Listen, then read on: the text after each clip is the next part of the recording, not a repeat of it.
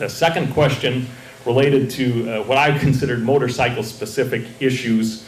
I think road safety is number one, and that means good roads. I think I may be unique among the people that are talking to you today in the sense that I believe we need to provide additional resources to keep our roads up and to improve our roads. Farm-to-market roads in particular are deteriorating rapidly. I am a supporter of a limited gas tax increase. I voted for one that was 3 cents a gallon last year and a $10 license plate increase. I continue to believe those represent reasonable approaches that would allow us to maintain the quality we have and perhaps improve it. The Department of Transportation tells us they're in survival mode in terms of maintaining roads. You guys probably go on these rural farm-to-market roads, and my impression as I've traveled across South Dakota talking to county officials is those are really, in fact, going downhill.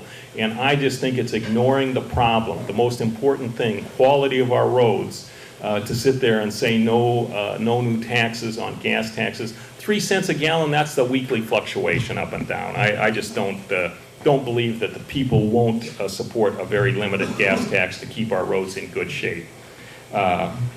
Also, I agree with the Lieutenant Governor on I understand there is this issue where some traffic lights are triggered by the weight in pounds of the vehicle as opposed to the weight in seconds, and so it makes sense to clean that up. And also, in talking to some of my friends that are active in motorcycling, I understand that there's a desire to get accident reports maybe to more properly distinguish between true motorcycles and four-wheelers and scooters so that we have better data in terms of accidents and injuries in connection with motorcycling.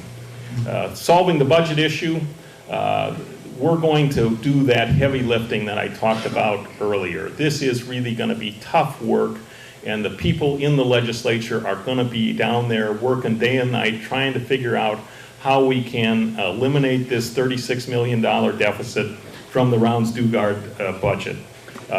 On the Republican side, we intend to look first to particular programmatic cuts and to the greatest extent possible try and solve this problem through those. At the tail end of the process, it may well be that across-the-board cuts to make up the difference will be needed. But getting us to a zero deficit is a very, very important goal for this legislature. It's important that we achieve it, and it's very hard work. It will not be easy. And we're undoubtedly going to cut some programs that are near and dear to me and near and dear to each one of you.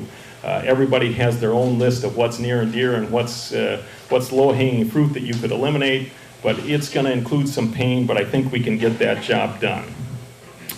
And so I will stick around and try and answer questions if anybody has any afterwards. I do have some brochures, both my positions on Second Amendment rights, which there are some organizations that like to misrepresent me as an enemy of Second Amendment rights, and then just a general brochure, and I certainly thank you for this opportunity. I hope I didn't run over. No, you're all right. Thank you.